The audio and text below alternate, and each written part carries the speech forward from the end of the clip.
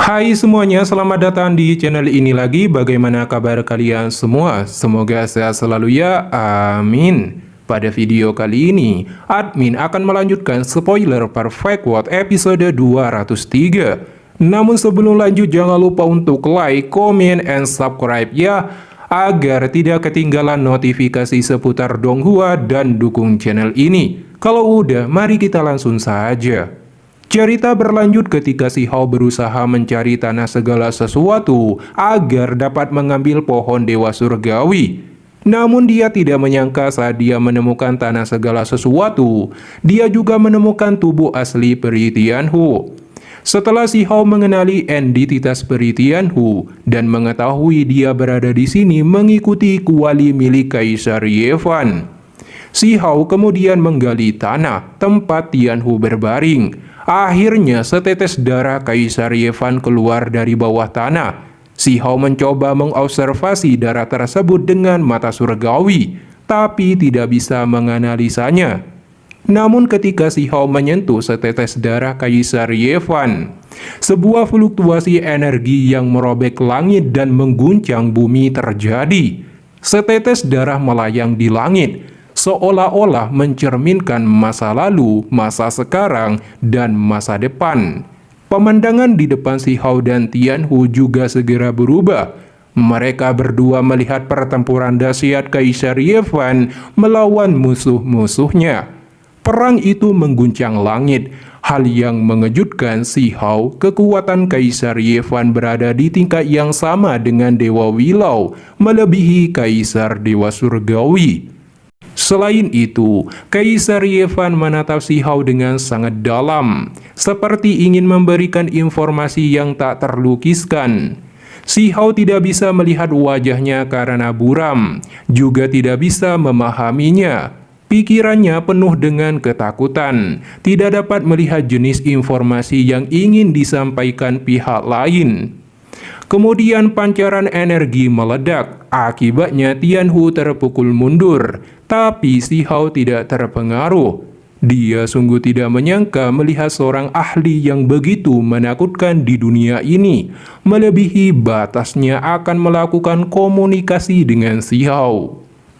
Akhirnya pemandangan di depan mereka menghilang dan hanya tinggal setetes darah yang melayang. Bagi para dewa surgawi, darah itu akan membuat mereka bergetar, tapi tidak untuk si Hao. Namun saat si Hao akan mengambilnya, telapak tangannya bergerak melalui kekosongan, tidak menyentuh setetes darah itu. Darah ini mengambang disertai dengan fragmen waktu, seolah-olah itu bukan milik dunia ini.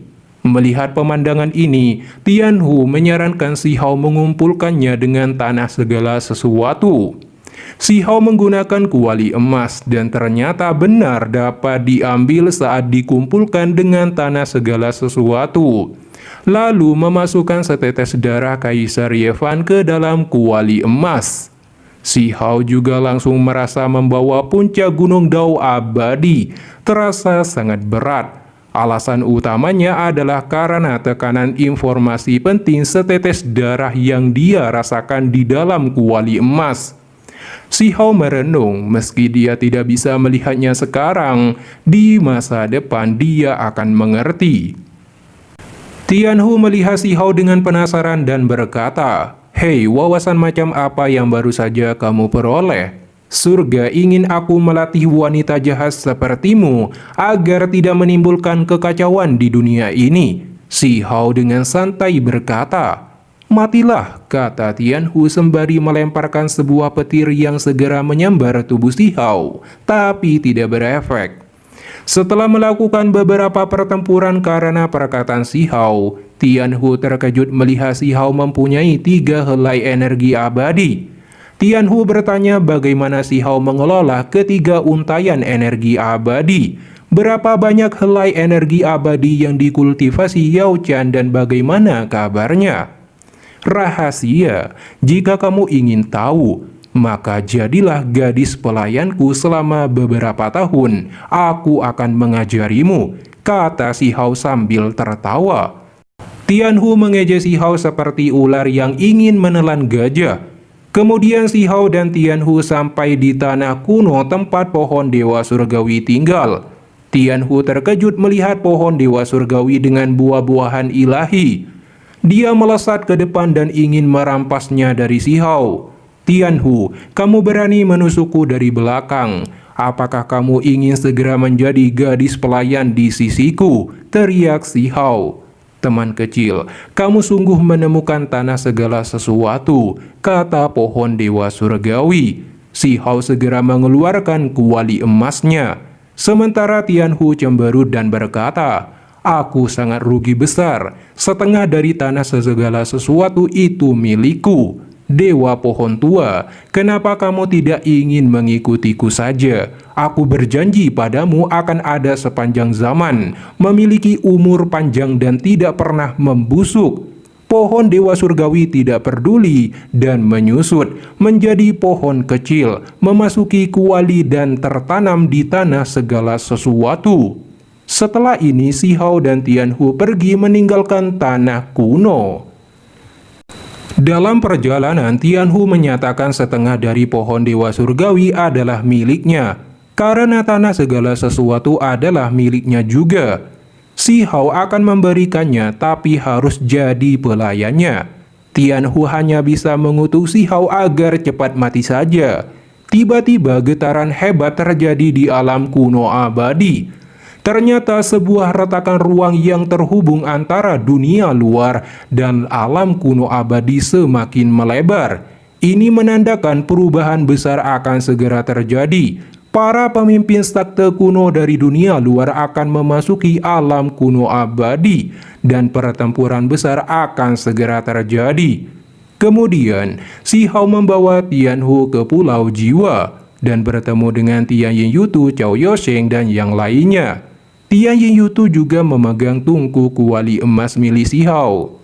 Setelah Si Hao kembali, dia menyadari bahwa alam rahasia kuno abadi akan menjadi semakin berbahaya, dan bahkan seorang tokoh setingkat pemimpin akan menerobos masuk.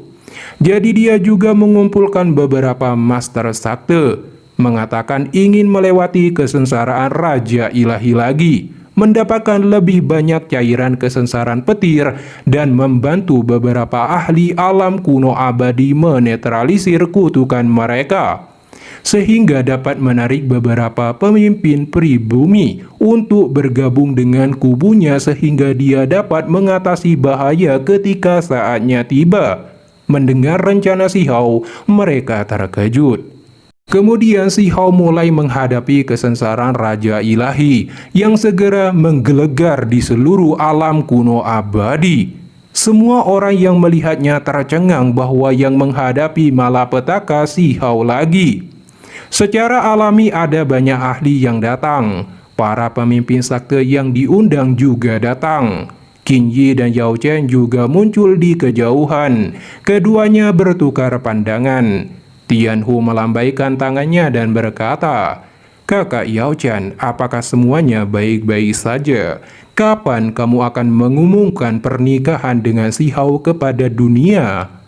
Yao Chen mengangkat kepalanya, mengungkapkan ekspresi kebencian karena tubuhnya yang lain terjerat dengan Si Hao karenanya.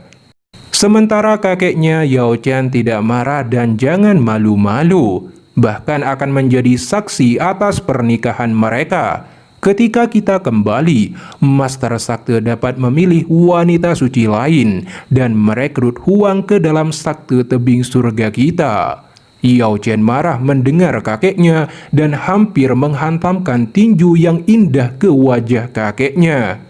Kemudian, Si Hao akhirnya berhasil melewati kesengsaraan Raja Ilahi. Saat ini banyak orang gembira melihat pemandangan ini. Tapi Si Hao tercengang melihat tidak ada kolam abadi, tidak ada cairan kesengsaraan petir. Si Hao akhirnya mengerti bahwa surga juga punya stok terbatas. Jadi tidak mungkin memberikan lebih dari sebelumnya. Ini membuat semua orang terkejut dan pemimpin sakte dari semua pihak sangat kecewa. Tetapi mata mereka dengan cepat menyala lagi. Orang-orang yang diundang segera terbang, bersedia bergabung dengan pihak Si Hao. Ketika saat itu tiba, pasti akan ada bagian dari cairan kesengsaraan petir bagi mereka. Melalui acara ini, mereka bisa melihat potensi Si Hao yang tak tertandingi. Itu sepadan dengan biaya untuk berinvestasi padanya. Kali ini, tidak ada cairan kesengsaraan petir. Cedera Si Hao tidak bisa dianggap ringan, tidak bisa pulih dalam sekejap. Dia duduk di sana, diam-diam mengobati luka-lukanya dengan teknik Dewa Willow. Namun tiba-tiba gemuruh di langit terbentuk lagi, mengguncang langit. Semua orang terkejut melihat adegan ini. Mereka menyadari ada orang yang menghadapi kesengsaraan Raja Ilahi selain Si Hao. Segera setelah itu berita menyebar bahwa Ning Chuan sedang melintasi malapetaka. Jelas, Ning Chuan khawatir dengan serangan mendadak Si Hao. Jadi dia memilih untuk menjalani kesengsaraan saat Si Hao sedang mengalaminya juga. Dan kemudian dia akan melakukannya sendiri. Penderitaan Ning Chuan juga menarik perhatian pemimpin penduduk asli, terutama suku pohon iblis darah perak. Mereka berharap untuk mendapatkan cairan kesengsaraan petir dari Ning Chuan dan mengangkat kutukan kuno. Melihat momentum ini, Si Hao tidak peduli pada lukanya saat dia bergegas bergerak. Kesempatan telah datang, mari kita membantai dengan cara kita. Semua Master Sakti saling memandang dengan cemas mengikuti Si Hao. Yang lain juga terkejut, semuanya berbondong-bondong. Di bawah kepemimpinan Si Hao, para pemimpin sakti bergegas menuju kesengsaraan surgawi milik Ning Chuan. Namun setelah sampai, hanya Si Hao yang berani memasuki lautan petir. "Keturunan darah berdosa, kamu berani?" kata Ning Chuan sembari melototi Si Hao dengan marah. Saat ini dia dalam keadaan terluka cukup serius, meski telah melewati kesengsaraan Raja Ilahi. Di depan Ning Chuan ada kolam cairan kesengsaraan petir. Sementara itu, Si Hao bergegas, dia juga mengeluarkan jurus ilahi yang tak tertandingi untuk membunuh Ning Chuan. Menyebabkan kesengsaraan surgawi melonjak lagi. Pancaran kilat memancar kemana-mana. Segera keduanya memulai pertempuran sengit. Meskipun dalam pertempuran itu, Ning Chuan menggunakan jurus Qinlin, salah satu dari 10 jurus jahat dan jurus terkuat lainnya, tapi Si Hao lebih kuat darinya. Dia akhirnya melukai Ning Chuan dengan serius dan memaksanya melarikan diri dengan panik. Si Hao mengejarnya sepanjang jalan dan mengambil kesempatan untuk merampok cairan kesengsaraan petir dengan kuali emas. Ketika Si Hao mengejar Ning Chuan, para pemimpin 3000 provinsi bekerja sama di dunia luar untuk merobek celah ruang angkasa. Akhirnya mereka berhasil membuka jalan yang dapat menahan tokoh-tokoh setingkat pemimpin memasuki alam kuno abadi. Para pemimpin 3000 provinsi tidak dapat menahan diri lagi dan langsung menyerbu ke dalam alam kuno abadi. Si Hao kini dalam bahaya. Dengan serangan para pemimpin luar, selain merebut harta dan peluang, hal terpenting bagi mereka adalah memburu Si Hao dan membunuhnya. Si Hao tidak dapat melarikan diri kali ini dari bahaya. Namun, gurunya Cidolin dan Dewa Willow akan segera tiba untuk menyelamatkan Si Hao di waktu kritis. Admin juga harus mengucapkan selamat dan terima kasih pada kalian yang telah menonton sampai akhir video ini. Selain spoiler, admin juga memberikan informasi penting sekali. Spesial episode Dewa Willow akan dirilis pada tanggal 6 Maret 2025. Itu pasti akan sangat seru dan spektakuler. Oleh karena itu jangan sampai kelewatan.